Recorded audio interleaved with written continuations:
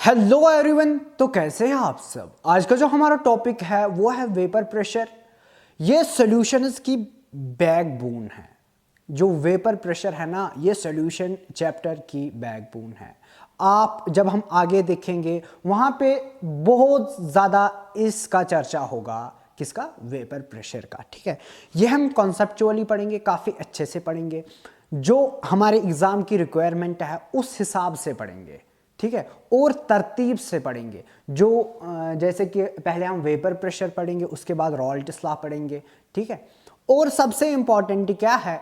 सबसे इंपॉर्टेंट ये है कि हम इसमें बहुत ज़्यादा क्वेश्चंस करने वाले हैं, क्योंकि एग्ज़ाम की रिक्वायरमेंट है क्वेश्चंस। आपको क्वेश्चंस कितने जल्दी आते हैं वो मैटर करता है। लेट्स सपोज अगर आपने कॉन्सेप्ट पढ़ा है फिर आपको क्वेश्चंस नहीं आते हैं तो उसका कोई मतलब ही नहीं। इंट्रांस एग्ज़ाम में, इंट्रांस एग्ज़ाम में आपको क्वेश्चंस बहुत जल्दी आने चाहिए, वो भी हम इसमें देखेंगे। पहले हम एक सिस्टमैटिक मैनर में क्वेश्चंस को सॉल्व करेंगे, उसके बाद हम ट्रिक से सॉल्व करेंगे। ट्रिक, शॉर्ट मेथड क्या है, टाइम बचाने का तरीका क्या है, ठीक है, वो सब इस लेक्चर में हम करने वाले हैं। तो शुरू करते हैं फिर बिना किसी टाइम वेस्ट के। पहले है वेपर प्रेशर। लेट सपोज मैंने एक कंटेनर यहाँ पे फिगर 1 एक कंटेनर लिया है ये। ठीक है, ये कंटेनर है, इसमें मेरा प्योर लिक्विड है ए। मान लो प्योर लिक्विड ए है। क्या है? प्योर लिक्विड ए। प्योर लिक्विड ए। प्योर लिक्विड ए। ठीक है, तो ये ऐसे मॉलिक्यूल्स है इसके, ऐसे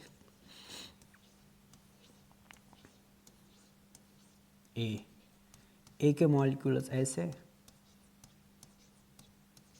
ठीक है, और यहाँ पे भी मॉलिक्यूल्स होंगे, हाँ बिल्कुल होंगे, और सरफेस पे भी होंगे, हाँ बिल्कुल होंगे, ऐसे सरफेस पे भी होंगे। ठीक है, यहाँ पे भी ए के मॉलिक्यूल्स होंगे, ए और ए।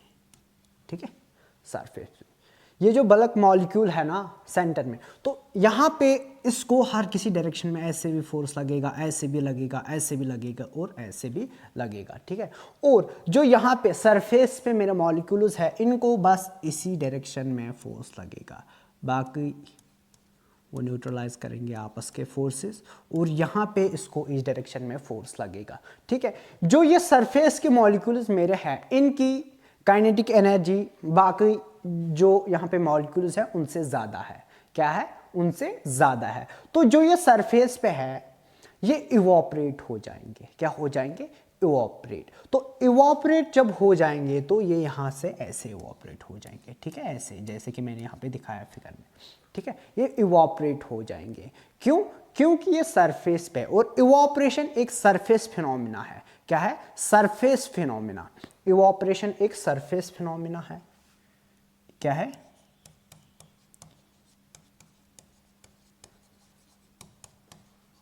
यह surface phenomena.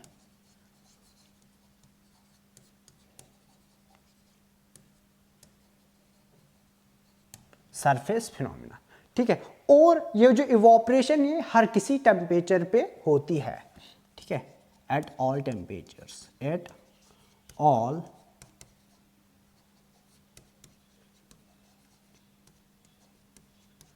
At all temperatures, ये हर किसी टेम्परेचर पे होती है। ठीक है, और यहाँ पे जब ये इवोपरेट शुरू हो जाते हैं, क्यों? क्योंकि इनकी काइनेटिक एनर्जी बाकी से ज़्यादा है। एवरेज काइनेटिक एनर्जी इनकी क्या है? बाकियों से ज़्यादा है। ठीक है, यहाँ पे मैं लिखूँगा एवरेज काइनेटिक एनर्जी है इनकी ज़्यादा। क्या है? काइनेटिक एनर्जी इनकी क्या है? ज़्यादा। ठीक है, तो ये इवोपरेट ऐसे हो जाएंगे। ठीक है, अब मैंने फिगर बी ली है। क्या ली है? Figure B. तो यहाँ पे मैंने क्लोज किया है कंटेनर को। ठीक, देखो यहाँ पे पहले ओपन कंटेनर था, ये क्या है? Closed container. ठीक है ना, क्लोज्ड कंटेनर। तो यहाँ पे भी इवोपरेट हो जाएंगे, है ना, इवोपरेट तो हो जाएंगे। ठीक है, तो यहाँ पे इवोपरेशन जब शुरू होगी तो यहाँ से वेपर्स आ जाए, ये वेपर्स है हमारे, वेपर्स। ठीक है, ठीक है, ये वेपर्स है। कुछ टाइम के बाद ये कंडेंस होना शुरू हो जाएंगे, ऐसे एक्युमुलेट हो जाएंगे ऐसे। क्या हो जाएंगे, एक्यूमुलेट या कंडेंस यहाँ पे हो जाएंगे, एक्यूमुलेट ये यहाँ पे हो जाएंगे या कंडेंस, कंडेंस क्या हो जाएंगे, कंडेंस। ठीक है, जब यहाँ पे कुछ टाइम के बाद ये क्या हुए हैं, कंडेंस। ठीक है, यहाँ पे मैं इसी स्टेटमेंट को लिखूंगा। ठीक है, फिगर 2 के लिए at time t equal to 0 पे, at time t equal to 0 पे इनिशियली क्या था, मेरी जो रेट ऑफ इवोपरेशन थी वो 0 थी initially, at time t equal to 0 पे वो इनिशियली 0 थी। ठीक है, तो रेट ऑफ इवोपरेशन क्या थी, 0 थी। ठीक है, या कंडेंसेशन 0 थी, जरा बताओ रेट ऑफ इवोपरेशन 0 थी या कंडेंसेशन 0 थी, रेट ऑफ कंडेंसेशन 0 थी, इवोपरेशन तो हो रही थी। ठीक है, तो यहां पे मैं लिखूंगा आर ई, आर ई क्या है, मैक्सिमम, रेट ऑफ इवोपरेशन मेरी मैक्सिमम है। ठीक है, और रेट ऑफ कंडेंसेशन क्या है, रेट ऑफ कंडेंसेशन क्या है, 0, आर सी, उसको मैं आर सी से रिप्रेजेंट करूंगा, R C equal to 0 at time T equal to 0 पे। ठीक है, इनिशियली मेरी कंडेंसेशन, इवोपरेशन तो हो रही है लेकिन कंडेंसेशन 0 है। ठीक है, कुछ टाइम के बाद लेट्स सपोज कुछ 5 या 10 मिनट या 15 मिनट के बाद at time t equal to t seconds पे, एट टाइम t सेकेंड्स पे मेरी इवोपरेशन तो होएगी ना, तो इवोपरेशन तो होती है आर ई, तो ये मान लो मैं फिक्स रखता हूं कुछ कांस्टेंट। ठीक है, और जो मेरी कंडेंसेशन है वो क्या, वो बढ़ेगी, जब टाइम हो जाएगा तो वो बढ़ेगी। आपने भी देखा होगा जब हम किसी को उबालते हैं ना, जब किसी को हम उबालते हैं पहले बहुत, जब हम उसको ढक्कन फिर ऊपर रखते हैं तो वहां पे जो ढक्कन उसका होता है उस पर थोड़ा थोड़ा मॉइस्चर आ जाता है ना। जब कुछ टाइम के बाद हम देखते हैं तो वहां पे बहुत ज़्यादा मॉइस्चर आता है। ठीक है, तो कहने का मतलब है जब टाइम हो जाएगा तो ये कंडेंसेशन क्या बढ़ जाएगी। तो कंडेंसेशन में लिखूंगा R of C, rate of condensation वो इंक्रीज हो जाएगी, वो क्या हो जाएगी, इंक्रीज हो जाएगी। ठीक है, पहले टाइम पे रेट ऑफ इवोपरेशन मेरी मैक्सिमम थी। ठीक है, कंडेंसेशन तो थी ही नहीं। जब टाइम हुआ रेट ऑफ इवोपरेशन वो कांस्टेंट मैंने मान ली, और ये जो कंडेंसेशन है वो बढ़ने लगी है। ठीक है, आपको जब आप कुछ भी पानी उबाल रहे हो, लेट्स सपोज पानी उबाल रहे हो, ठीक है, तो वहां पे आप उसको ढक्कन रखोगे, ढक्कन रखने के बाद जब आप पहले देखोगे तो बहुत कम होगा, जो कंडेंस होंगे ना वो इवोपरेशन के बाद जो ढक्कन पे वहां पे कंडेंसेशन होती है। ठीक है, तो उसके बाद जब आप कुछ मिनट के बाद और देखोगे वहां पे बहुत ज्यादा वो कंडेंस हो चुका होगा। ठीक है, तो मुझे उम्मीद है आपने ये समझ लिया। तो कहने का मतलब वही है। फिर एक टाइम आ जाएगा, क्या आएगा, एक टाइम आएगा, उसको कहते हैं equilibrium time, at T equilibrium, at time t equal to t equilibrium, at time t equal to t equilibrium. ठीक है, जब मेरा इक्विलिब्रियम टाइम होगा, इसका क्या मतलब है, time t equal to t equilibrium, rate of condensation मेरी होगी, रेट ऑफ इवोपरेशन होगी बराबर रेट ऑफ कंडेंसेशन के, रेट ऑफ इवोपरेशन होगी रेट ऑफ कंडेंसेशन के। ठीक है, इसका मतलब है ये। तो यहाँ पे जो मेरे मॉलिक्यूल्स हैं वो तो अब कंडेंस हो रहे हैं, जितने मेरे यहाँ से इवोपरेट हो रहे हैं उतने मेरे वहाँ से कंडेंस भी हो रहे हैं। ठीक है, तो ये क्या बना, ये उसको कहते हैं डायनेमिक इक्विलिब्रियम। क्या कहते हैं, डायनेमिक इक्विलिब्रियम, इसी को कहते हैं डायनेमिक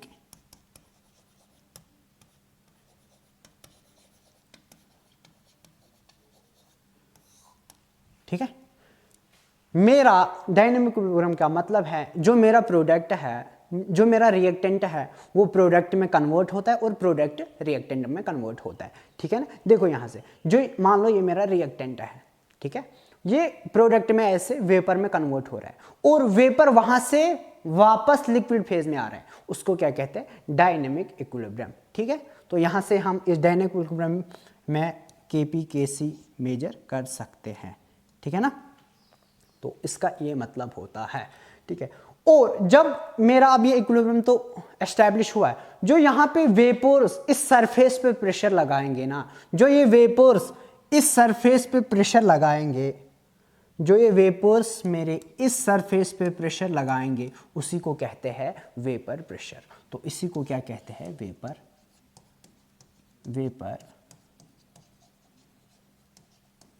प्रेशर। ठीक है, वेपर प्रेशर। तो इसको हम रिप्रेजेंट कैसे करते हैं, इसको हम रिप्रेजेंट करते हैं पी नॉट ए से, पी नॉट ए। नॉट क्यों, क्योंकि ये प्योर फॉर्म में है, जैसे कि हम इलेक्ट्रोकेमिस्ट्री में करते हैं ई नॉट स्टैंडर्ड। ठीक है, स्टैंडर्ड मानते हैं ना, ई नॉट स्टैंडर्ड ईएम। तो यहाँ पे पी नॉट क्या है, पी नॉट है vapour pressure of pure liquid A, vapour pressure of pure liquid ए। यहाँ पे मैं लिखूंगा पी नॉट ए का मतलब है वेपर प्रेशर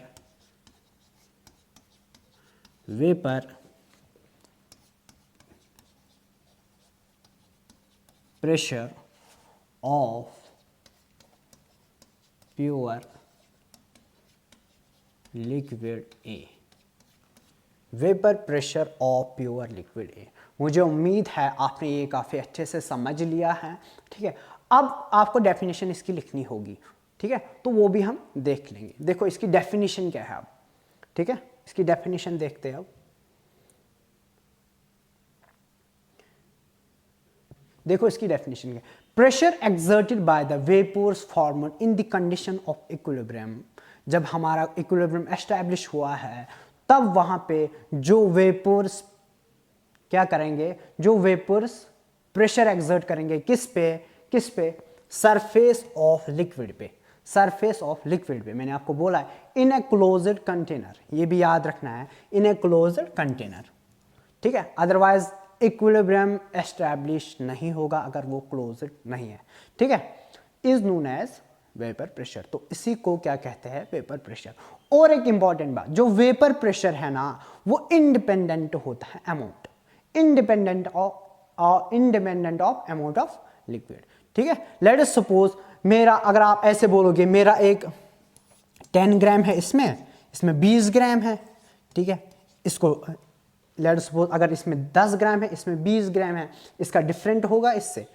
नहीं, ये इस पे डिपेंड नहीं करता है। ठीक है, इस पे अमाउंट ऑफ लिक्विड पे डिपेंड नहीं करता। और किस पे डिपेंड नहीं करता है, साइज ऑफ कंटेनर। ठीक है, लेट्स सपोज एक कंटेनर मेरा इतना बड़ा है, दूसरा कंटेनर मेरा इतना बड़ा है, ये इस पे भी डिपेंड नहीं करता। और शेप ऑफ कंटेनर, इस पे भी ये बिल्कुल डिपेंड नहीं है। बट देखो यहां पे मैंने लिखा है बट, इसका न्यूमेरिकल वैल्यू चेंज होता है किससे, टेम्परेचर से इसका न्यूमेरिकल वैल्यू चेंज होता है। ठीक है, आपने देखा होगा इक्विलिब्रियम में, आपने ये पढ़ा होगा क्लास 11th में कि टेम्परेचर से न्यूमेरिकल वैल्यू जो इक्विलिब्रियम कांस्टेंट है उनकी चेंज हो जाती है। ठीक है ना, और यहाँ पे भी वही है, numerical value changes only with temperature. जब टेम्परेचर चेंज करेंगे तब उसकी न्यूमेरिकल वैल्यू चेंज होती है। ठीक है, और ये जो वेपर प्रेशर है ना, ये हमेशा क्वेश्चन में दिया जाएगा। वेपर प्रेशर हमेशा हमें क्वेश्चन में दिया जाएगा। हमें बाकी क्वांटिटीज़ निकालनी होगी, लेट सपोज हमें मोल फ्रैक्शन निकालना होगा, हमें सॉल्यूशन में कुछ और भी निकालना होगा, वो हम आगे देखेंगे कैसे क्वेश्चंस इस पे बनते हैं। ठीक है, तो आगे बढ़ते हैं। फिर आपने ये लिखा, इसकी डेफिनेशन लिखो, और ये पॉइंट्स बहुत ज़्यादा इंपॉर्टेंट है, ये काफ़ी अच्छे से लिख लेना। ठीक है, तो आगे बढ़ते हैं। फिर ये फैक्टर्स अफेक्टिंग वेपर प्रेशर, किस किस चीज़ से वेपर प्रेशर अफेक्ट होता है। देखो पहले ही nature of liquid, nature of liquid का मतलब क्या है। लेट अस सपोज मैंने एक कंटेनर लिया है, ठीक है, मैंने एक कंटेनर लिया है, इसमें मेरे मॉलिक्यूल्स है H2O और दूसरा मेरे कंटेनर है ऐसे, ये है एक, ये ठीक है। इनका नेचर ये वाटर है, ये कुछ और है, ठीक है। इथेनॉल है, ये क्या है, वाटर है, डिफरेंट है ना दोनों लिक्विड। और इसका क्या मतलब है, let us suppose force of attraction ज्यादा किस में होगी, मुझे बताओ जरा, बताओ जरा मेरी फोर्स ऑफ अट्रैक्शन किस में होगा। लेट सपोज ये मेरा यहां तक इसकी लिक्विड की लेवल है, मान लो ये लिक्विड की लेवल है मान लो, ठीक है। तो यहां पे जो मॉलिक्यूल्स होंगे H2O के, यहां पे H बॉन्ड का एक्सटेंट होगा ना, H बॉन्ड का एक्सटेंट, यहां पे भी होगा H बॉन्ड का एक्सटेंट ऑफ H बॉन्ड होगा, ठीक है ना। तो ये आपको देखना है फोर्स ऑफ अट्रैक्शन किसमें ज्यादा है। फोर्स ऑफ अट्रैक्शन जिसमें ज्यादा है, आप मुझे बोलो वो क्या इवोपरेट ज्यादा होगा, मत ना होगा, वो बिल्कुल भी नहीं होगा। क्यों, फोर्स ऑफ अट्रैक्शन ज्यादा है, बॉन्ड ज्यादा तोड़ने, एनर्जी ज्यादा लग जाएगी as compare to this one, ठीक है। तो यहां पे मैं लिखूंगा extent of H bonding, extent of hydrogen bonding किस में ज्यादा है, H2O में, ठीक है। H2O में ज्यादा है, H2O में ज्यादा है एज कंपेयर टू C2H5OH, ठीक है। जिसमें हाइड्रोजन बॉन्डिंग या डाइपोल या वैन डर वाल्स फोर्स, जिसमें भी आपको देखना होगा कि किसमें एक्सटेंट ज़्यादा है, डाइपोल में भी देखना होगा, वैन डर वाल में भी देखना होगा, अगर उसने उस तरीके से क्वेश्चन दिया है, ठीक है। यहाँ पे अगर मैंने आपको बोला है यहाँ पे H बॉन्ड देखना है, यहाँ पे कितने बनेंगे, ऐसे है, इसका स्ट्रक्चर कैसा है, ऐसे, यह H, ठीक है। C2H5OH का कैसा है, CH3, ऐसे CH2OH, ऐसे है ना, ऐसे है ना।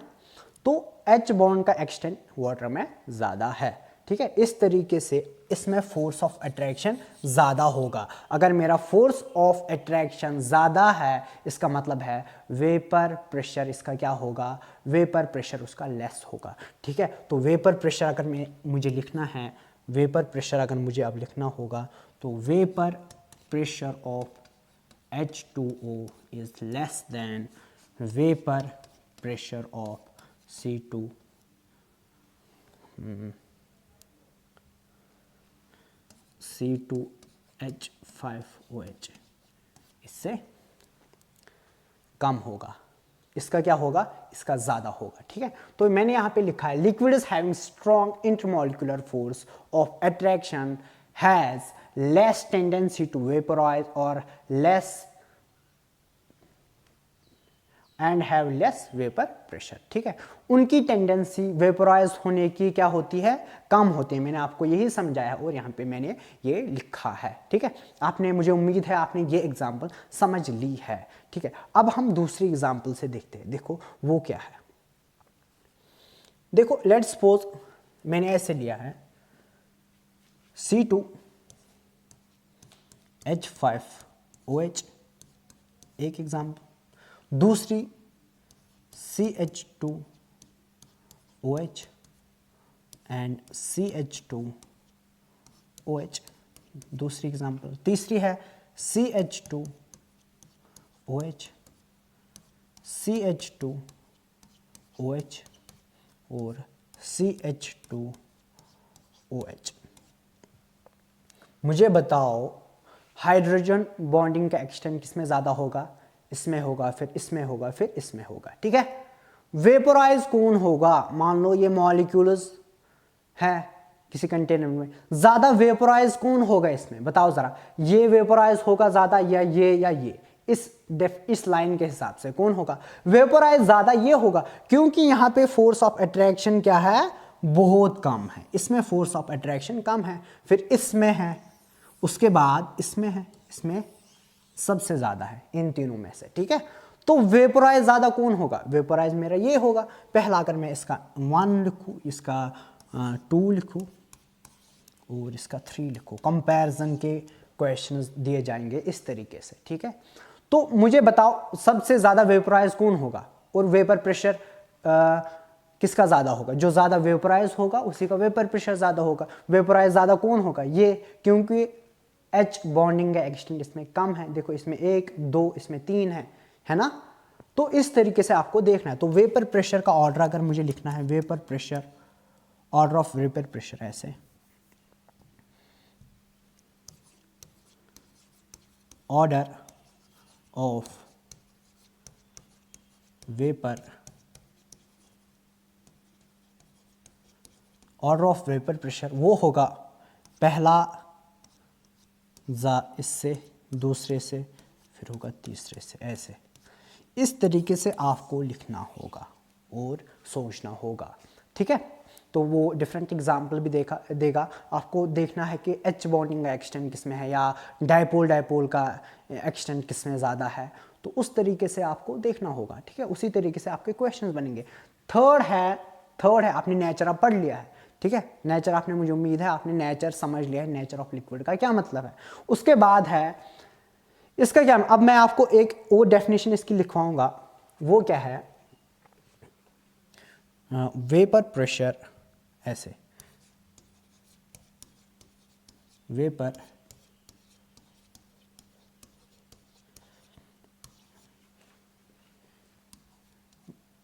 is inversely proportional to intermolecular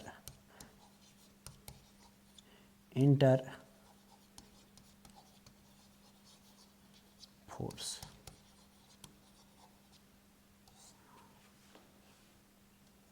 intermolecular forces, ठीक है।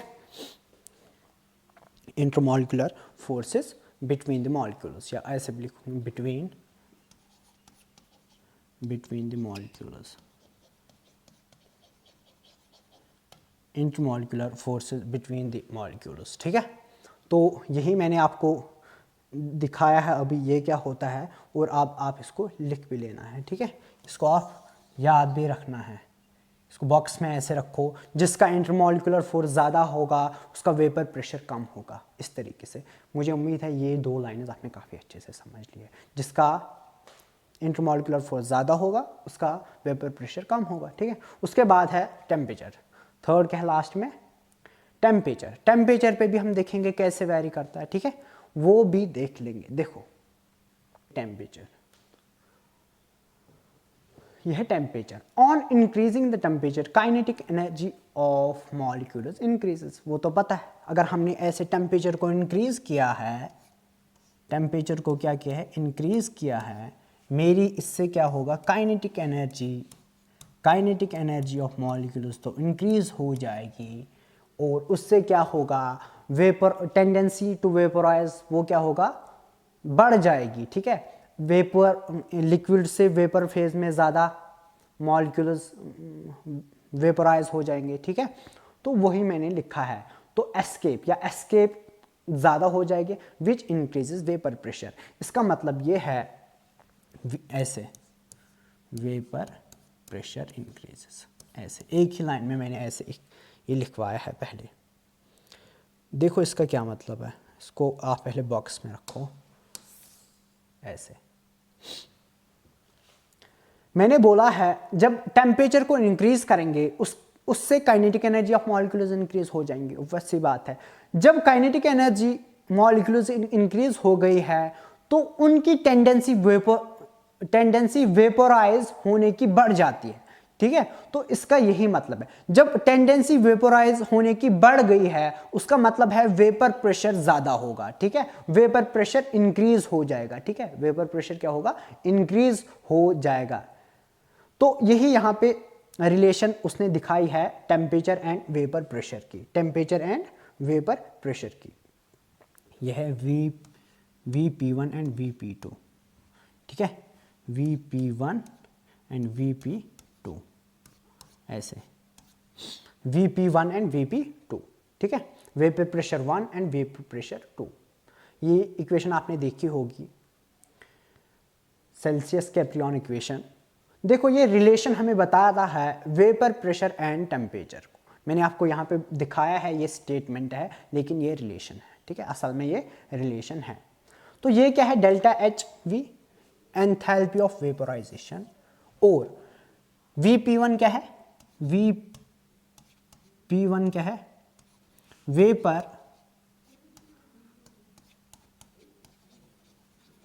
प्रेशर एट टेम्परेचर T1, ठीक है। Vp2 क्या है, Vp2 क्या है, वेपर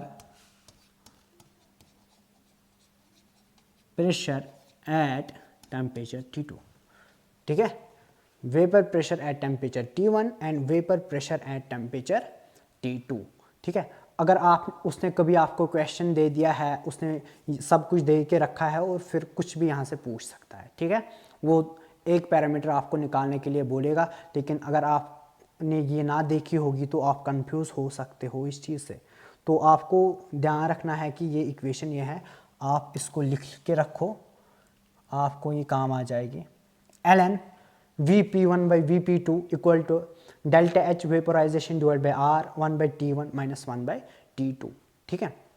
तो इसी को मैं इस तरीके से भी लिख सकता हूं ऐसे, ln डिफरेंशियल फॉर्म में d divide by d ln Vp equal to h by R T delta H by R T square. ये इसकी डिफरेंशियल फॉर्म है, इस इक्वेशन की डिफरेंशियल फॉर्म ये है। इसका क्या मतलब है, मैंने आपको ये क्यों बोला है, ये हमें रिलेशन देता है किस किस के बीच में, किस किस के बीच में ये रिलेशन हमें देता है। देखो ये किस किस के बीच में हमें यहाँ पे रिलेशन देता है। ये हमें रिलेशन देता है किस किस के बीच में, vapour pressure and temperature, vapour pressure and temperature के, ठीक है, वेपर प्रेशर एंड टेम्परेचर। तो वो ऐसे आएगा, ऐसे, ठीक है, वो ऐसे आएगा। कभी ग्राफ बताएगा वेपर प्रेशर एंड टेम्परेचर बताओ तो वो इस तरीके से आएगा, ठीक है। तो मुझे उम्मीद है आपने ये समझ लिया है कि ये क्या है, लेकिन इसमें से ज़्यादा क्वेश्चंस नहीं आते हैं। मैंने आपको ये समझाने के लिए बोला है। जिसमें क्वेश्चन आते हैं वो अभी हम पढ़ेंगे, ठीक है, वो अभी हम पढ़ेंगे, ठीक है। उसके बाद और एक जो बेसिक्स है इसके, मैं कोशिश करता हूँ कि पहले वो हमें काफ़ी अच्छे से क्लियर हो जाए। वो क्या है, कैसे अगर टेम्परेचर इंक्रीज़ किया उससे वेपर प्रेशर कैसे इंक्रीज़ हो जाएगा, या बाकी नेचर ऑफ लिक्विड, बाकी चीज़ें, ये सब यही है। तो उसके बाद अब हम ये देखेंगे, ये क्या, ये है classification of substance on the base of vapours, on the base of vapours, ठीक है। एक है volatile substances and non volatile substance. आपको पता होना चाहिए क्योंकि आगे हमें ये चीज़ें ज़रूरत पड़ेंगी, ठीक है। तो पहले देखेंगे वोलेटाइल सब्सटेंस क्या होता है, वोलेटाइल सब्सटेंस क्या होता है, ठीक है, और नॉन वोलेटाइल सब्सटेंस क्या होता है। वोलेटाइल सब्सटेंस का क्या मतलब है, इसका वेपर प्रेशर ज़ीरो होता है। हाँ, वेपर प्रेशर क्या होता होगा, vapour pressure not equal to zero. इसका वेपर प्रेशर मेरा ज़ीरो नहीं होगा, क्या नहीं होगा, वेपर प्रेशर मेरा ज़ीरो नहीं होगा, ये वेपराइज करेगा, ठीक है। और सबसे और एक बात क्या है, इसकी एग्जांपल्स क्या है, अगर लेट्स सपोज इसकी एग्जांपल्स हमें देखनी हो, H2O, C2H5OH, CH3OH है, बेंजीन है, टॉलिन है, C6H6 टॉलिन है, बेंजीन है, टॉलिन है, ठीक है। और नॉन वोलेटाइल सब्सटेंसेस को हम ऐसे करते हैं रिप्रेजेंट, वेपर प्रेशर जिसका ज़ीरो होगा, वेपर प्रेशर जिसका ज़ीरो होगा। ऐसे ऑब्जेक्टिव में वो आपको दे सकता है, ऐसे ऑब्जेक्टिव्स में आपको वो दे सकता है, ठीक है। नॉन वोलेटाइल क्या होता है, वोलेटाइल क्या होता है, ठीक है, वो एग्जाम्पल से आपको मैच करना होगा, वो ऐसे क्वेश्चंस भी देता है, ठीक है। तो इसकी एग्जाम्पल क्या है, इसकी एग्जाम्पल मुझे बताओ, यूरिया है, ग्लूकोज है, एक्सेट्रा। ठीक है, यूरिया है, ग्लूकोज है, ठीक है, इनका या सुक्रोज है, उनका ख्याल रखना होगा। यूरिया है, ग्लूकोज है, सुक्रोज है, ठीक है, सुक्रोज भी लिखूंगा, यूरिया है, ग्लूकोज है, सुक्रोज है, और इसमें क्या है, वाटर है, इथेनॉल है, मिथेनॉल है, बेंजीन है, टॉलिन है। ठीक है, तो ये सब आपको याद रखना है कि क्या होता है non volatile substance and volatile substance.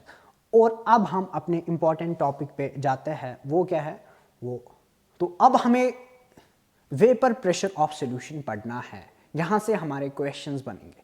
ठीक है, पहला केस हम लेते हैं लिक्विड लिक्विड सिस्टम का, जिसमें हमारा सोल्यूट होगा लिक्विड। देखो हमारा सॉल्यूशन जो होता है,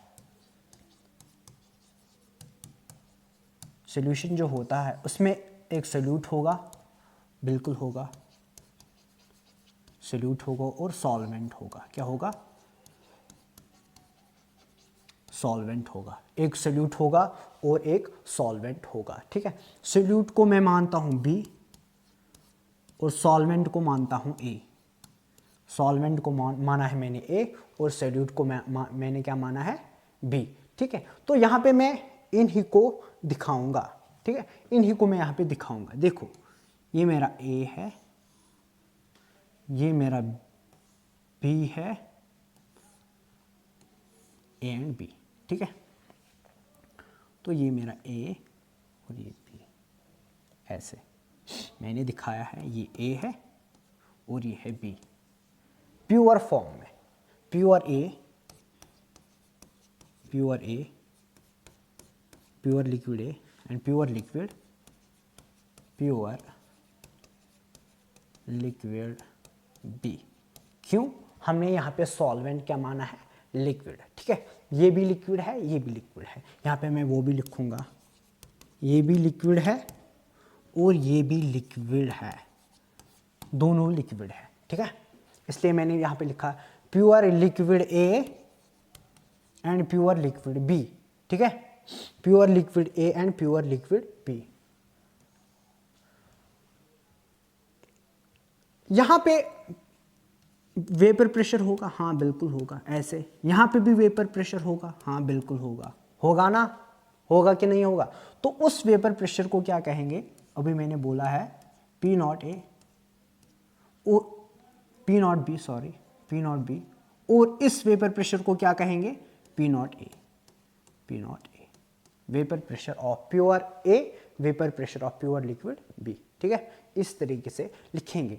और मानो मैंने इसके मोल्स माने हैं Na, Na इसके मोल्स है, इसके मोल्स है Nb, Nb ऐसे, Na इसके मोल्स है, Nb इसके मोल्स है। और यहां पे मैं लिखूंगा मोल फ्रैक्शन ऑफ A, XA ऐसे, और इसका मोल फ्रैक्शन लिखूंगा ऐसे, XB।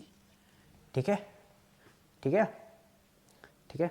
और ये दोनों क्या है, ये दोनों वोलेटाइल है, ये भी वोलेटाइल है, ये भी वोलेटाइल है, ये भी इंपॉर्टेंट है, ये इस केस में हम ले रहे हैं, क्योंकि दूसरा केस हम लेंगे जिसमें ए वोलेटाइल होगा, बी वोलेटाइल नहीं होगा। ठीक है, तो ये बात आपको जहन में रखनी होगी। तो ये भी वोलेटाइल है, ये भी यहां पे लिखूंगा वोलेटाइल है, और ये भी वोलेटाइल है,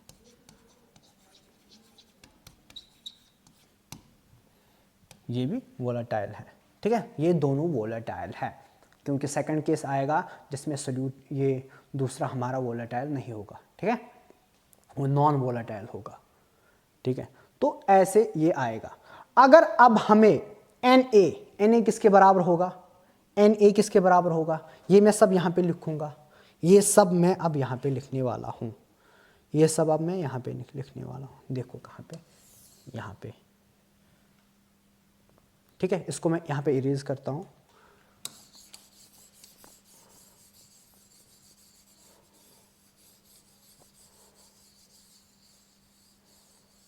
ऐसे। ठीक है, तो Na किसके बराबर होगा मेरा, Na number of moles of A given mass of A, WA divide by molecular mass Ma, ऐसे। ठीक है, Nb किसके बराबर होगा, एन बी किसके बराबर होगा, given mass of B W B divide by molar mass of B M B, ऐसे। क्योंकि कैलकुलेशन इसी तरीके से आपको करनी है, एक कन्वेंशनल तरीके से हम जाएंगे, ठीक है। अब मुझे बताओ मोल फ्रैक्शन ऑफ ए किसके बराबर होगा, एक्स ए किसके बराबर होगा, एन ए। मैंने आपको लास्ट लेक्चर में सिखाया है, जब हम कॉन्सेंट्रेशन टर्म्स पढ़ रहे थे, तो मोल फ्रैक्शन कैसे निकालते हैं सब कुछ मैंने वो वहाँ पे सिखाया था। तो यहाँ पे एक्स ए, यहाँ पे आएगा N A divide by total mole N A plus N B. तो इसी तरीके से एक्स बी किसके बराबर आएगा, मोल फ्रैक्शन ऑफ बी, वो आएगा बराबर N B number of moles of B divide by total number of moles N A plus N B, ठीक है। ये आपको पता होना चाहिए, क्यों, क्योंकि ये हमें काम आने वाला है, ये हमें काम आने वाला है, इसलिए मैं आपको बोल रहा हूं कि इस चीज़ को जहन में रखना, इस चीज़ को जहन में रख लेना, ठीक है, ऐसे, ठीक है। अब हमें ये भी पता होना चाहिए कि मोल fraction of this and this किसके बराबर होगा, x A plus X B किसके बराबर होगा, वो 1 के बराबर होगा। तो वहाँ पे लिखेंगे x A plus X B, x A plus X B किसके बराबर होगा, एक्स ए एक्स बी 1 के बराबर। ये बात भी आपको याद रखनी होगी। याद क्या है, तो ये तो अब पता ही होगा आपको, x A plus X B 1 के बराबर है, ठीक है। तो ये भी बॉक्स में मैं रखूँगा। ये 3 चीज़ें मैंने आपको बोली है, आपको ये पता ही है। नंबर ऑफ मोल्स किसके बराबर, given mass by molecular mass. तो मोल फ्रैक्शन किसके बराबर होता है, जिसका निकालना हो divide by total number of moles, वो भी पता है। और सम ऑफ मोल फ्रैक्शन किसके बराबर होता है, 1 के बराबर, वही मैंने लिखा है X A plus X B equal to 1, ठीक है। मोल फ्रैक्शन किसके बराबर होगा, इसके बराबर। तो ये सब आपने अभी तक देख लिया है, ठीक है। अब मैं इसको इरेज करूंगा, ठीक है, अब मैं इसको इरेज करूंगा। पहले इरेज करते हैं।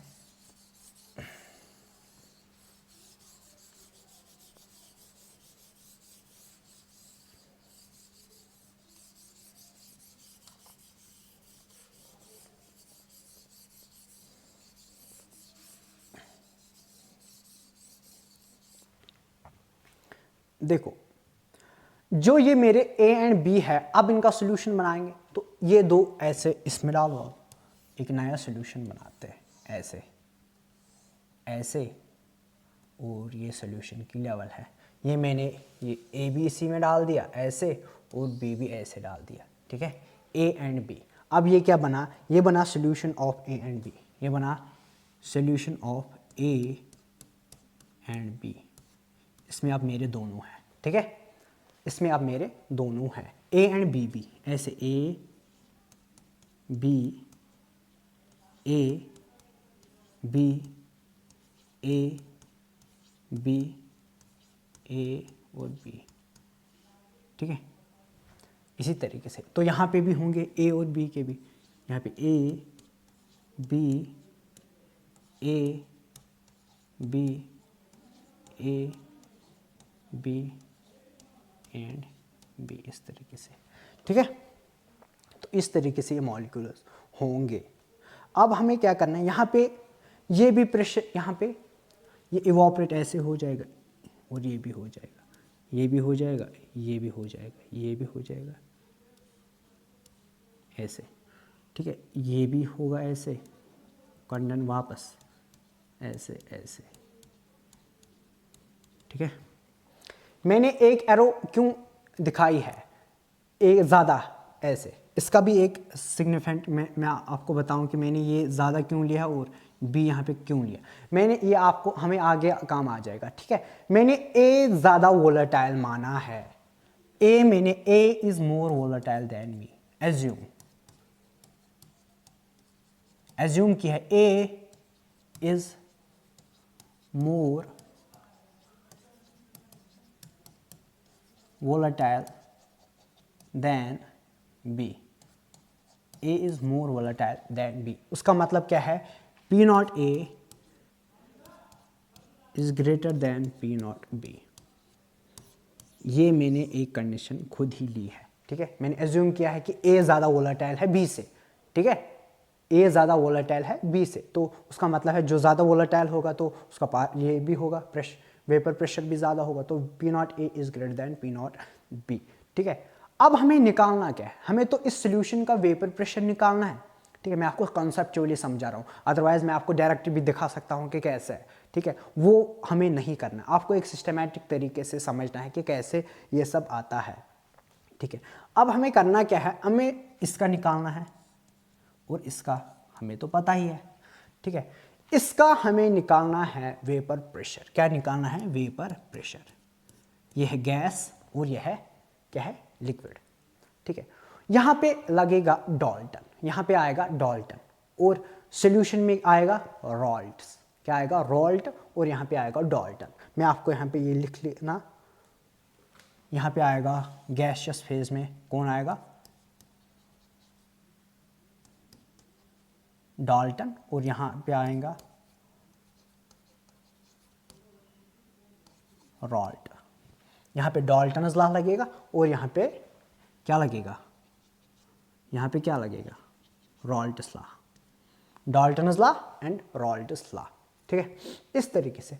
अब डाल्टन्स लॉ क्या बोलता है और रॉल्ट्स लॉ क्या बोलता है? दो लॉ लगेंगे। ये गैसियस फेज में किसका लॉ लगेगा? यहाँ पे डाल्टन्स लॉ का। और ये जो लिक्विड फेज मेरा यहाँ पे है वहां पे लगेगा क्या?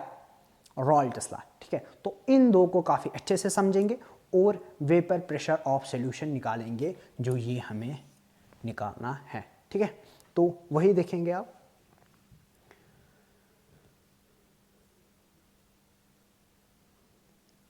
देखो, रॉल्ट्स लॉ, रॉल्ट्स लॉ क्या बोलता है? The partial pressure of any volatile constituent of a solution at a constant temperature is equal to the vapor pressure of a pure constant multiplied by the mole fraction of that constituent in the solution। मैं आपको सीधे इस तरीके से बताऊंगा। इसका मतलब है ये बोल रहा है कि ये प्रेशर है वो किसके बराबर है? P ऑफ A, वो होता है बराबर P not A into mole fraction of A। इसका ये मतलब है, या B का अगर निकालना है P ऑफ B बराबर P nought of B into X B. अब आपको पता है P nought B at X B क्या है? ये क्या है? Partial pressure. P क्या है? Partial pressure. Partial pressure of any constituent compound. ठीक है, कॉन्स्टिट्यूएंट ऑफ ए सॉल्यूशन, वो किसके बराबर होता है?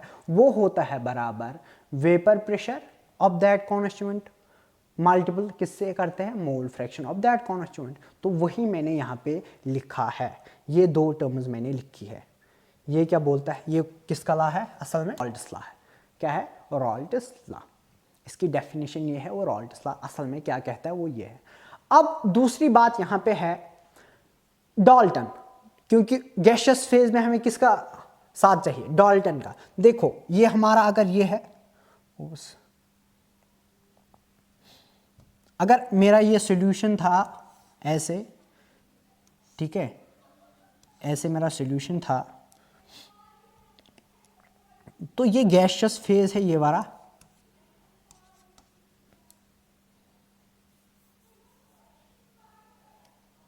या वेपर फेज बोलो, ये गैसियस फेज है और ये लिक्विड है।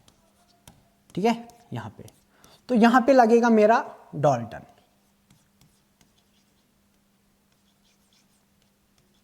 और यहां पे रॉल्ट्स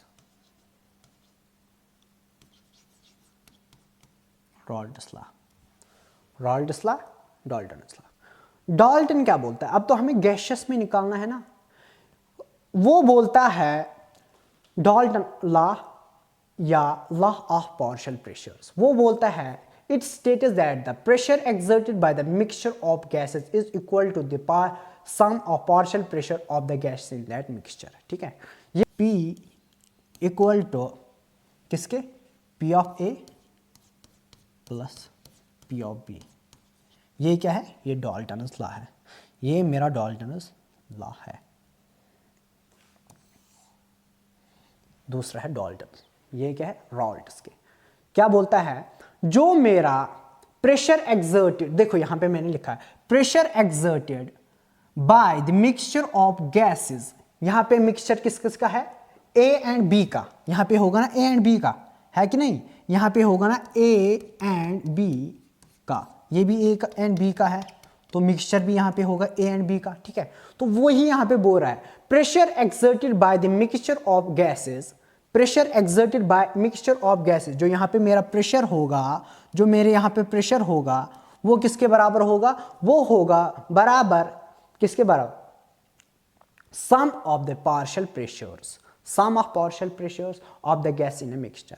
हमने इनके पार्शियल प्रेशर्स तो निकाले हैं, ठीक है, पार्शियल प्रेशर्स हमने निकाले हैं, अब क्या निकालना है हमें, क्या निकालना था इसका, है ना, गैसियस फेज में, तो वो इसके बराबर होता है, किसके, सम ऑफ पार्शियल प्रेशर्स के। अगर ये 3 होते तो 3 का ऐड होता, तो वही अब हम लिखेंगे। तो इसको कैसे लिख सकते हैं फिर, ये इसके ये किसके बराबर है, ये आएगा बराबर पी ए के बदले क्या लिखेंगे, P not A into X A plus P not B into X B, ये ऐसे लिख सकते हैं, ठीक है। तो ये इंपॉर्टेंट फॉर्मूला है, पी किसके बराबर है, पी टोटल, पी टोटल भी ऐसे लिख सकते हैं, वो है P not A into X A plus P not B into X B, P not A into X A plus P not B into X B.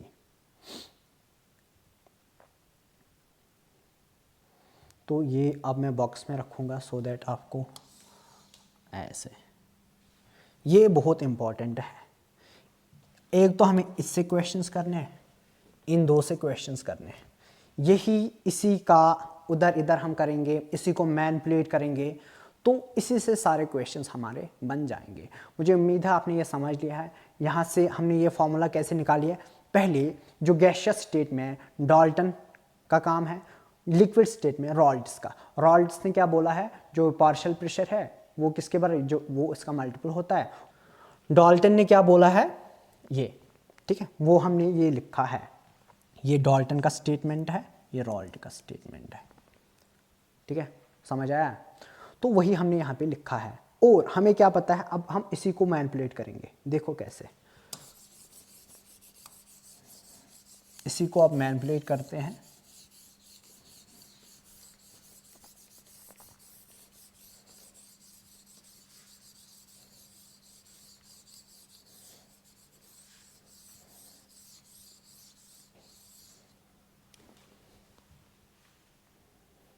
P T किसके बराबर आया हमें,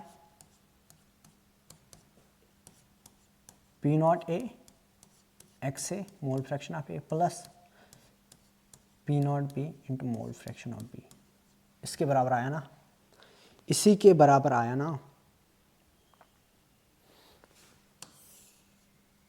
इसके बराबर। और हम जानते हैं X A mole fraction, X A plus X B किसके बराबर होता है,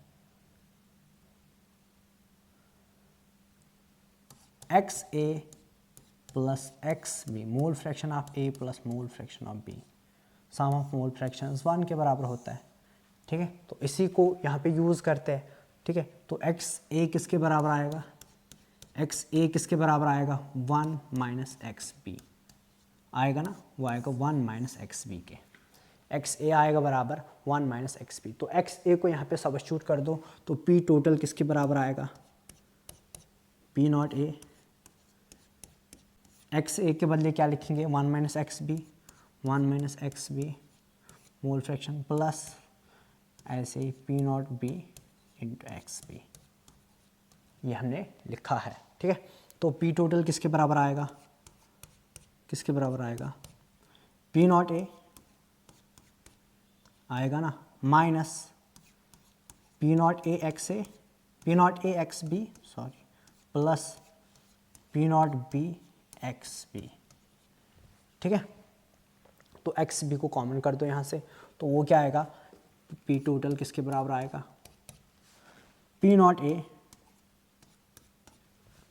प्लस ऐसे लिखो प्लस क्या आएगा, प्लस हमने ऐसे किया है, पहले प्लस लिखा फिर माइनस वाली टर्म लिखेंगे, ठीक है। तो ये यहाँ पे आएगा P B, P not B minus P not A common क्या किया, एक्स पी, ठीक है। तो ये फार्मूला हमें निकल के आ गई है, ये फार्मूला हमें निकल के आ गई है, ये ठीक है।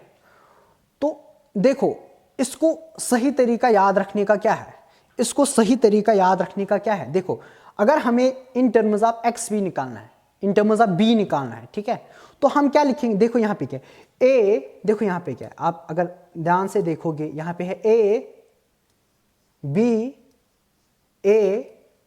बी, जिसका भी निकालना हो, अगर हमें बी इन टर्म्स ऑफ ए निकालना हो तो वो क्या आएगा, जरा बताओ मुझे, इन टर्म्स ऑफ बी क्या आएगा, बताओ ऐसे मुझे बताओ जरा, इन टर्म्स ऑफ बी अगर निकालना हो तो वो क्या आएगा, टोटल प्रेशर पीटी किसके बराबर आएगा, in terms of A, sorry in terms of A अगर निकालना हो तो क्या आएगा, पहले यहाँ पे लिखूंगे एक्स ए ऐसे, ठीक है, तो फिर क्या आएगा बताओ, एक्स ए अगर मैंने यहाँ पे लिखा है तो फिर आएगा बी आएगा ना, तो फिर आएगा P naught of B minus P naught of A ऐसे plus P naught of B ऐसे, ए बी, ठीक है। तो इस तरीके से आपको ये पता होना चाहिए, यहाँ पे ए देखो बी ए बी, इस तरीके से आपको ये करना होगा, इस तरीके से आपको ये इजी भी होगा और समझने में आसान होगा। यह इन टर्म्स ऑफ ए और यह इन टर्म्स ऑफ बी, ठीक है, इस तरीके से आपको ये करना होगा, ठीक है। और मैंने आपको पहले ही बोला है कि partial pressure of A is greater than partial pressure of B, P not A is greater than P not B, ऐसे में हमने ये एज्यूम किया था। अगर पी नॉट ए बड़ा है पी नॉट बी से, जो ये पी टी है ना, पी टी जो है ना, इसका रेंज क्या होगा, इसका रेंज क्या होगा, पी टी ये कम होगा किससे और ज़्यादा किससे होगा, यहाँ पे आएगा ये ज़्यादा होगा पी नॉट बी से और less than P not a होगा, ये इंपॉर्टेंट बात है। इसी के बीच में ये लाई करेगा, इसी के बीच में ये लाई करेगा। ये अब हम आगे इसका बहुत, इस ट्रिक से हम बहुत ज़्यादा क्वेश्चंस करेंगे, मैं बताऊंगा ये कितनी इंपॉर्टेंट ट्रिक है, ठीक है, ये कितनी इंपॉर्टेंट ट्रिक है। इस पे हम सीधे विदाउट मतलब सॉल्व थोड़ा करना पड़ेगा आपको, लेकिन हमें डायरेक्ट क्वेश्चन आपको पता चलेगा कि हमारा जो प्रेशर ये है पीटी है वो किस रेंज में होगा, ठीक है, उस तरीके से हम डायरेक्ट क्वेश्चंस करेंगे, ठीक है। मुझे उम्मीद है आपने ये समझ लिया है। अब हम देखेंगे ग्राफ से देखेंगे, ठीक है। अगर हमें मोल फ्रैक्शन और प्रेशर के रिलेटेड ग्राफ फाइंड आउट करना हो तो वो कैसे करेंगे, तो वही देखेंगे, ठीक है। तो अब हम यहाँ पे ये ग्राफ देखेंगे, graph of vapour pressure versus X A and X B, ठीक है। तो यहाँ पे इसको मान लो ऑफ वेपर प्रेशर है, ये वेपर प्रेशर है, ठीक है। तो यहाँ पे मान लो ये एक्स ए इक्वल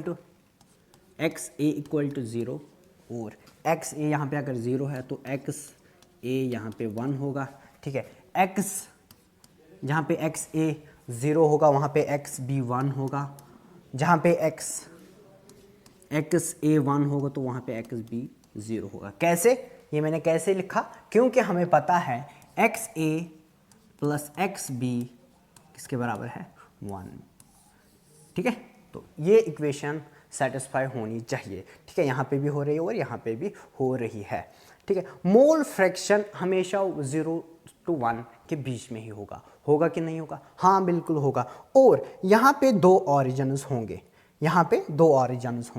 एक ये ऑरिजिन होगा और ये ऑरिजिन होगा, ठीक है। ये किसके लिए ऑरिजिन है, किसके लिए, जो 0 से स्टार्ट होता, तो यहाँ पे ये 0 से स्टार्ट होता 1 तक ऐसे, और यहाँ से B 0 से स्टार्ट होता है 1 से, ठीक है। ये किसका ऑरिजिन है, B का, और ये किसका ऑरिजिन है, A का, ठीक है। इस तरीके से आपको देखना है। अगर आपको पता है, हमने रॉल्ट्स लॉ पढ़ा है, रॉल्ट्स लॉ क्या बोलता है, रॉल्ट्स लॉ वो क्या बोलता है, पार्शियल प्रेशर पी ए किसके बराबर है, P not A X A और पी बी किसके बराबर है, P not B into X B. ठीक है, इस तरीके से ये रॉल्ट्स लॉ है ना। तो अगर अब हमें इन दो इक्वेशंस का ग्राफ प्लॉट करना होगा, वो कैसे करेंगे? देखो यहाँ पे अगर मैं एक्स ए को जीरो मान लूँ, एक्स ए को जीरो मान लूँ, तो ये क्या आएगा, ये जीरो आएगा। तो ये जीरो से स्टार्ट होगा, होगा कि नहीं होगा, बिल्कुल होगा। अगर मैं एक्स ए को वन मान लूँ, एक्स ए को वन मान लूँ, तो ये जो पी ए वो किसके बराबर होगा, पी नॉट ए के, ये इसके बराबर आ जाएगा ना। अगर मैंने इसको वन मान लिया है तो ये इसके बराबर होगा। तो जीरो से स्टार्ट होगा, तो एंड कहाँ पे होगा, एंड कहाँ पे होगा, ये होगा मेरा P not A, P not a. ठीक है, इस तरीके से ये मेरा पी नॉट ए होगा। तो ये किसका ग्राफ है, आप ये किसका ग्राफ है, ये है मेरा ग्राफ किसका, पी ए का। तो ये पी ए का किसके बराबर है, P not A into X ए।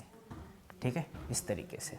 अगर आप इसी तरीके से बी का देखना हो, अगर बी का देखना हो तो कैसे देखेंगे? देखो जीरो से ये भी ऐसे ही स्टार्ट होता है।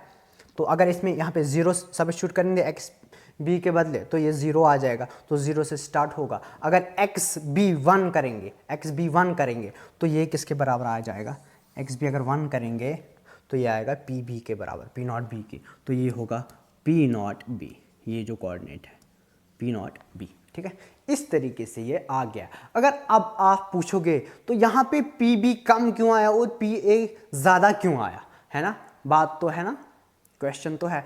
क्योंकि हमने पहले ही माना है ए ज़्यादा वोलेटाइल है बी से। ठीक है, मैंने अभी आपको बोला था कि ए हम मान लेंगे, यहाँ पे एज्यूम करेंगे जो ए है वो ज़्यादा वोलेटाइल है। अगर वो ज़्यादा वोलेटाइल है उसका मतलब है उसका वेपर प्रेशर ज़्यादा होगा। ठीक है, तो इसीलिए ये ज़्यादा आया। अगर हमने बी ज़्यादा वोलेटाइल मान लिया होता तो बी ज़्यादा आता, बी तो यहाँ पे आता और ए यहाँ पे आ जाता। तो आपकी मर्जी, आप किसी को भी ज़्यादा वोलेटाइल यहाँ पे मान सकते हो। ठीक है, तो अब अगर हमें पी टोटल का निकालना हो, अगर हमें अब पी टोटल का निकालना हो तो वो किसके बराबर आएगा, वो किसके बराबर आएगा? ठीक है, अगर अब हमें वेपर प्रेशर ऑफ सॉल्यूशन निकालना हो तो वो किसके बराबर आएगा, बताओ जरा, बताओ। तो वो पी टोटल किसके बराबर होता है, पी टोटल किसके बराबर होता है, पी टोटल होता है बराबर P A plus P B by, ये किसका लॉ है, ये किसका लॉ है, ये है डाल्टन्स लॉ, डाल्टन्स लॉ। तो ये डाल्टन्स लॉ है, ये रॉल्ट्स लॉ है। ठीक है, पी ए और पी बी को यहाँ पे सब्स्टिट्यूट करेंगे बाद में, ये तो आपको पता ही है। ठीक है, तो पी टोटल का होगा ये पी टोटल का होगा, P total equal to P A plus P B. इसी को ऐसे भी लिख सकते हैं, P total equal to P not A X A plus P not B X B, इस तरीके से। ठीक है, तो ये पी टोटल का होगा। ठीक है ना। तो इस तरीके से मुझे उम्मीद है आपने ये समझ लिया। अब इम्पॉर्टेंट बात है कि इसके रिलेटेड क्वेश्चंस कैसे पूछे जाते हैं, वो ज़रूरी है। क्वेश्चंस आपको आने चाहिए। अगर इस ग्राफ से उसने क्वेश्चंस दिए हैं तो आपको क्वेश्चंस आने चाहिए। तो देखते हैं क्वेश्चंस कैसे पूछे जा सकते हैं। देखो क्वेश्चन क्या है, आप इसको पढ़ो, इसके ऑप्शंस को पढ़ो।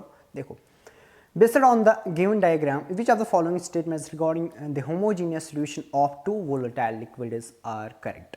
ठीक है, उसने एक सोल्यूशन दिया है, उसमें दो वोलेटाइल कंपोनेंट्स हैं ए एंड बी, जैसे कि हमने अभी बोला है। तो फिर बोल रहा है plots AD and BC shows that Raoult's law is obeyed for the solution in which B is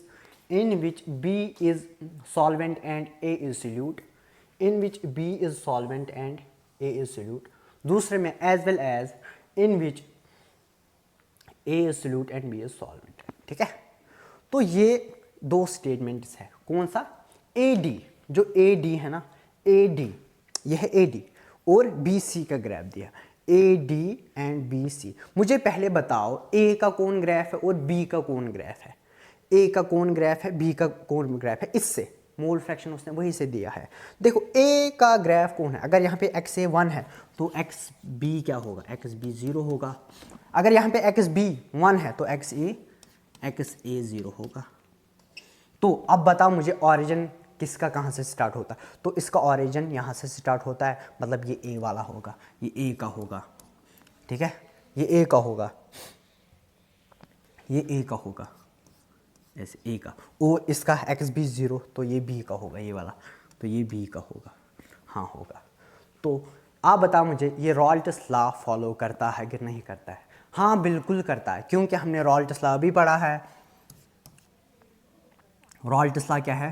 P A equal to P not A into X A, और पी बी किसके बराबर है? P not B into X B, ठीक है। तो रॉल्ट्स law यहाँ पे बिल्कुल फॉलो हो रहा है, हाँ हो रहा है। तो पहला हमारा जो स्टेटमेंट है वो करेक्ट है। फिर दूसरा स्टेटमेंट क्या है? Plot C D shows that the Dalton's law of partial pressure is obeyed by the binary solution of components A and B. जो सी डी है, जो हमारा सी डी है वो क्या है? वो फॉलो कर रहा है, वो फॉलो कर रहा है किसको? किसको? डाल्टन्स लॉ को। डाल्टन्स लॉ, हाँ बिल्कुल, ये मैंने आपकी बोला है, ये डाल्टन्स लॉ को फॉलो कर रहा है, तो ये भी करेक्ट है। ये पी टोटल होता है, पी टोटल किसके बराबर है? P A plus P B के, हाँ ये वाला भी फॉलो कर रहा है, ठीक है। तो अब थर्ड है हमारा जो बहुत इंपॉर्टेंट है, ई एफ प्लस ई जी। यहाँ पे मैं लिखूंगा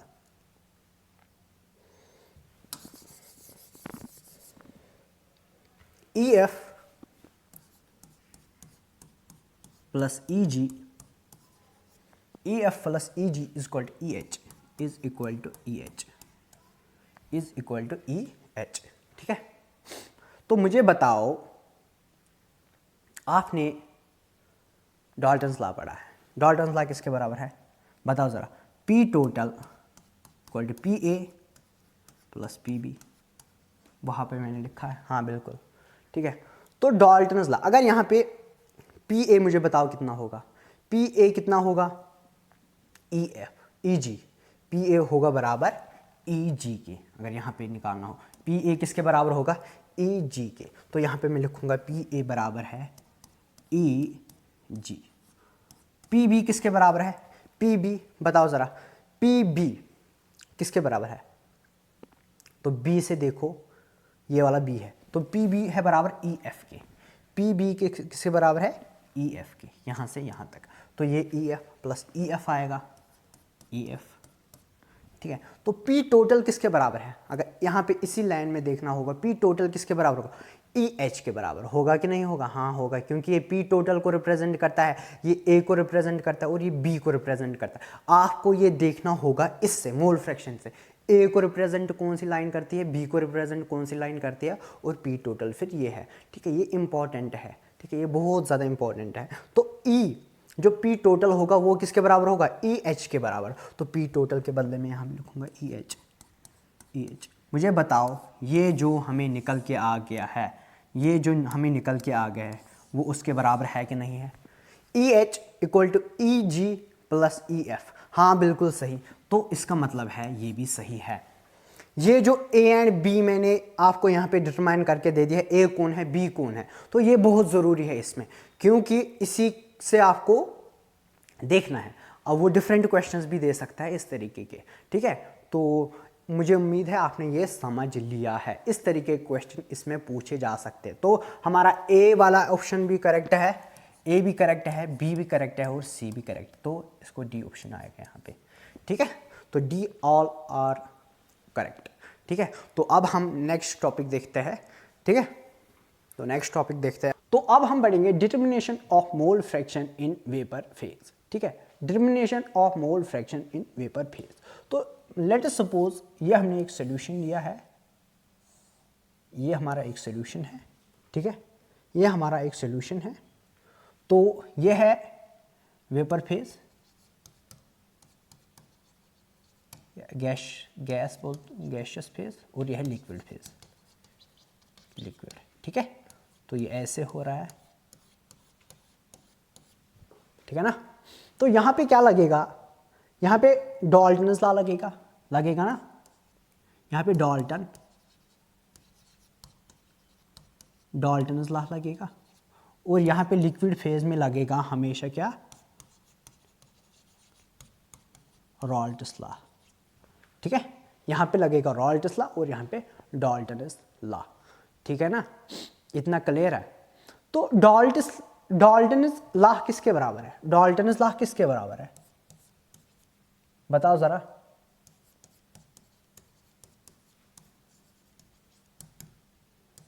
वो किसके बराबर होता है? मोल फ्रैक्शन पार्शियल, वो क्या बोलता है? Partial pressure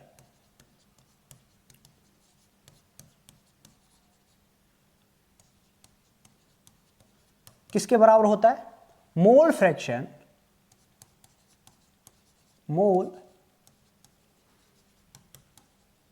into mole fraction into total pressure, total mole fraction into total pressure, partial pressure. तो पार्शियल प्रेशर यहां पे पीए, ठीक है, ऐसे पीए निकाला, ठीक है, और मोल फ्रैक्शन एक्सए निकालो, ठीक है, एक्सए। तो यहां पे मैं एक्सए नहीं लिखूंगा, ये क्या है? एक्सए मेरा है मोल फ्रैक्शन इन लिक्विड फेज। तो यहां पे मैं लिखूंगा, यहां पे मैं क्या लिखूंगा? YA, यहां पे मैं लिखूंगा YA। देखो यहां पे मैं लिखूंगा XA and XP, mole fraction of A and B इन किसमें? लिक्विड फेज में, लिक्विड फेज, ठीक है। एंड YA एंड YB ये किस में है? YA एंड YB ये है वेपर फेज में, vapour mole fraction of A in vapour phase and mole fraction of YB in vapour phase. यह क्या है? XA एंड XB क्या है? यह लिक्विड फेज में। तो इसका ध्यान रखना है। तो यहाँ पे मैंने डाल्टन लॉ लगाया है, तो यहाँ पे ये जो मोल फ्रैक्शन है ये वाला आएगा या ये वाला? बताओ जरा। तो यहाँ पे वेपर प्रेशर का आएगा, तो YA मैंने ये लिखा है, और टोटल प्रेशर क्या है? PT। तो यहाँ पे मैं लिखूंगा PT, ठीक है। तो टोटल प्रेशर मैंने ये लिखा है, ठीक है। तो PA के बदले क्या मैं लिखूं? PA के बदले मैं क्या लिखूं बताओ जरा? PA के बदले पार्शियल प्रेशर किसके बराबर होगा?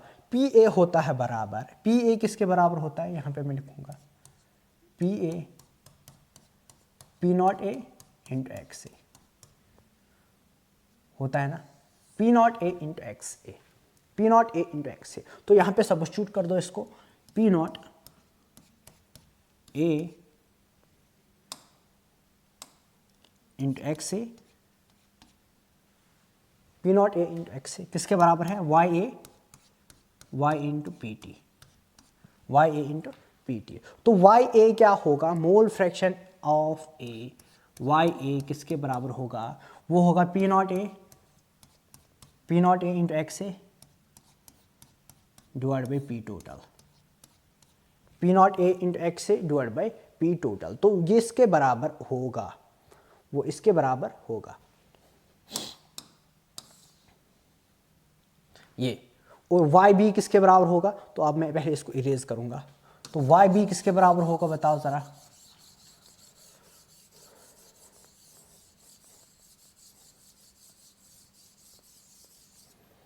तो YB होगा बराबर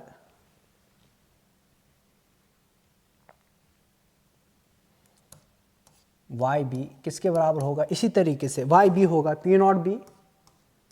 P0 रुको एक सेकेंड। तो पहले इसी को मैं अच्छे से और लिखूंगा। तो P0A XA, तो इसको ऐसे भी लिख सकते हैं ना, इसको ऐसे भी लिख सकते हैं ना, कैसे लिख सकते हैं? इसको ऐसे लिख सकते हैं ना, देखो P0A XA divide by P total के बदले में क्या लिखेंगे? P टोटल के बदले क्या लिखेंगे? P0A XA plus P0B XB, ठीक है। तो इस तरीके से ये इसके बराबर है। तो इसी तरीके से YB भी निकालेंगे, मोल fraction of B in vapour phase, वो किसके बराबर होगा? P0B XB divide by P total, P0B XP divide by P total. तो ये होगा बराबर, ये किसके बराबर होगा? P0B XB divide by P not A X A plus P not B X B. तो इस तरीके से ये दो फॉर्मूलाज हमें निकल के आ गई है। तो आपको बस याद क्या रखना है, आपको याद रखना है कि P पार्शियल प्रेशर होता है बराबर mole fraction into total pressure. तो Y भी होगा P A X A divide by P total, P A X A divide by P total, partial pressure divide by total pressure. Mole fraction in vapour phase किसके बराबर होगा, partial pressure divide by total pressure. तो partial pressure किसके बराबर है, P not A into X A, P not A into X A. तो P total किसके बराबर है, P not A X A plus P not B X B. ठीक है, वो जो मैंने अभी फॉर्मूला दिखाई है वो मैनिपुलेटेड थी इन टर्म्स ऑफ एक्स या इन टर्म्स ऑफ वाई, हम स्पेसिफिकली वहाँ पे लेते थे। तो अगर इस तरीके से लिखना हो, पी टी इसके बराबर है P not A X A plus P not B X B. यहाँ से आप रिप्लेस ए को भी कर सकते हो, बी को भी कर सकते हो, जैसे आपकी मर्जी। ठीक है, जैसे कि मैंने अभी पिछले स्लाइड में आपको दिखाया था। ठीक है, तो अब हम इसी पे क्वेश्चंस करेंगे। यहाँ से आपको सिर्फ क्वेश्चंस होंगे, एटलीस्ट हम 15 से ज़्यादा क्वेश्चंस करेंगे। अब देखेंगे शॉर्ट ट्रिक्स क्वेश्चंस को कैसे सॉल्व करते हैं। ठीक है, तो आपको और भी क्लियर हो जाएगा। ठीक है, तो आज का लेक्चर हम यहीं पे रोकते हैं क्योंकि इसकी ड्यूरेशन बहुत बढ़ेगी। तो मुझे उम्मीद है आपने ये लेक्चर काफ़ी अच्छे से समझ लिया है और काफ़ी अच्छे से आपने कॉन्सेप्ट्स का बेस आपकी स्ट्रांग बन गई है। और नेक्स्ट लेक्चर में हम देखेंगे क्वेश्चंस, इसके रिलेटेड जो भी हमने टॉपिक्स पढ़े हैं उसके रिलेटेड हम क्वेश्चंस करेंगे और वो क्वेश्चंस उनका पहला सिस्टमैटिक मैनर में देखेंगे, उनको सॉल्व कैसे करेंगे। उसके बाद देखेंगे उनका शॉर्टकट मेथड क्या है, आपका टाइम कैसे बचेगा, वो सब हम नेक्स्ट लेक्चर में देखेंगे। Till then bye bye, take care, love you all.